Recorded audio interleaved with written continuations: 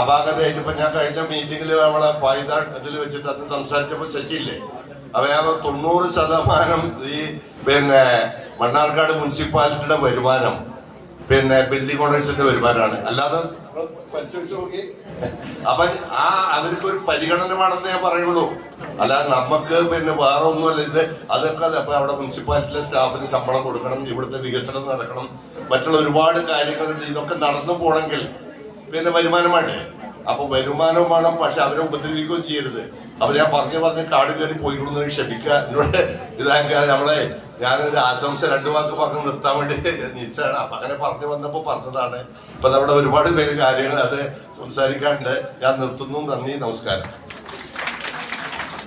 പ്രതിസന്ധി, പ്രയാസം, പ്രശ്നങ്ങളൊക്കെ ഉണ്ടെങ്കിൽ പോലും അതൊക്കെ ചേർന്നിരുന്ന് കൂടിയിരുന്ന് ആലോചിച്ച് അതിൽ നല്ല തീരുമാനങ്ങൾ എടുത്ത് സന്തോഷത്തോടു കൂടി ഒരു കുടുംബമായി ഇവിടെ ജാതി മത രാഷ്ട്രീയ ഭേദമന്യേ ഒരുമിച്ച് നിന്നുകൊണ്ട് പ്രവർത്തിച്ച് ഒറ്റക്കെട്ടായ ഒരു കുടുംബമായി മുന്നോട്ട് പോകുന്ന ഒരു ചെറിയൊരു രാജ്യമാണ് നമ്മുടെ മണ്ണാർക്കാട്. ബിസിനസ് രംഗത്ത് ഒരുപാട് വർഷങ്ങളായി മണ്ണാർക്കാടിനെ ആകെ മാറ്റിമറിച്ച ബിസിനസ് രംഗത്ത് സംരംഭകരും ബിസിനസ് ചെയ്ത്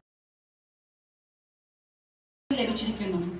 റഹ്മാൻ സാറിന്റെ നേതൃത്വം, ദീർഘവീക്ഷണം, സമർപ്പണം എന്നിവ നമ്മുടെ സ്ഥാപനത്തെ ഉയർച്ചയുടെ പുതിയ ഉയരങ്ങളിലേക്ക് നയിച്ചുകൊണ്ടിരിക്കുന്നു.